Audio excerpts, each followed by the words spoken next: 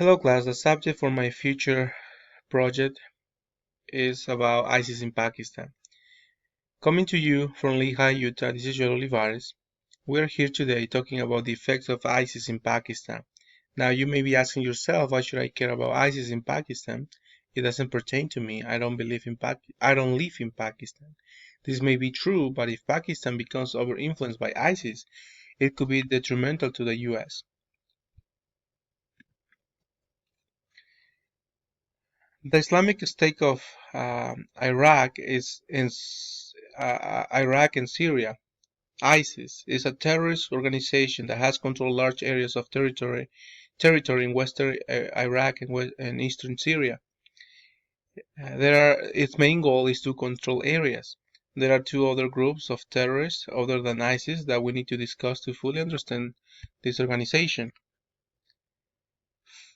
First, there is Al-Qaeda. This is a group founded by Osama bin Laden and Mohammed Atif. Its roots are found in the Sunni Islam religion and the literal interpretation of the Quran.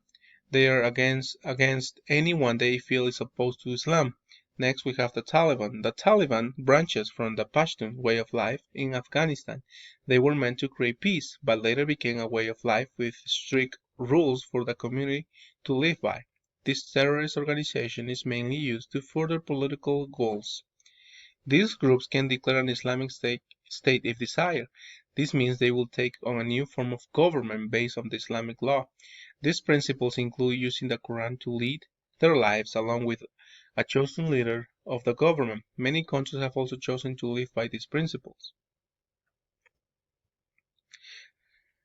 From reading on the modern history of Pakistan, we see that Pakistan helped the US find terrorists such as Osama bin Laden and Al-Qaeda.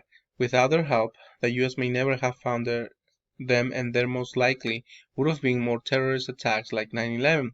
In 2018, however, the US decided to withdraw funds from Pakistan, leaving the relationship wounded.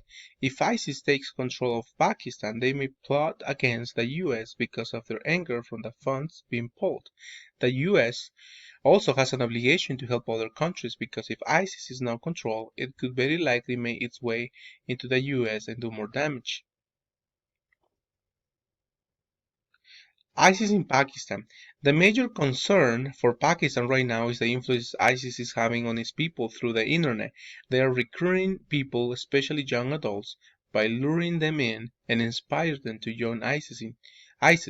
In 2017, it was estimated that around 2,000 to 3,000 people from Pakistan have been recruited. Although ISIS has been able to recruit many people, it has had a hard time taking control over any parts of Pakistan. Each time that ISIS has tried to take control over parts of Pakistan, the military has badly beaten them. Pakistan people are against ISIS and doing everything they can to keep their country safe from it. There has been a large impact from ISIS in Pakistan. However, according to the article Pakistan's Fight Against ISIS, it says that more than 60,000 people have lost their lives in Pakistan due to numerous terrorist attacks from ISIS. Pakistan has hundreds of thousands of military troops on the Afghanistan border, but it cannot stop ISIS by itself. The reason this issue should be important to us is because no one else is standing up for Pakistan or trying to help them out of this situation. The US is pulling funds but is not helping enough with a terrorist group that could potentially make its way into the US and do just as much damage as it has in other countries. As of right now, Pakistan is holding their own and doing their best to fight off ISIS. People from Pakistan are being recruited, however, and attacks are still happening. With the help of other countries, ISIS may be able to fully control, but without that support, it may spread and continue to grow. The future in Pakistan today in 2020, ISIS is continuing in full force. The US is receiving many threats from ISIS and they are retaliating with a $10 million bounty for the top leader. I believe, however, that if they would put more emphasis on helping Pakistan, giving them the support they need in creating alliances with other countries, they will be more able to both find the leader and get rid of ISIS altogether. One way that the US could help Pakistan would be to create an alliance with the Pakistani government to use drones to help find members of ISIS. This could help unite Pakistan and the US and use the resources that the US already has in Pakistan, and then Pakistani government could take over the overall finding and handling the members of ISIS. I predict that in the future I predict that in the future ISIS will either become more powerful and uncontrollable, or it will die out. This depends on how countries create alliances and find leaders of these terrorist groups and cut them out. Cut them out.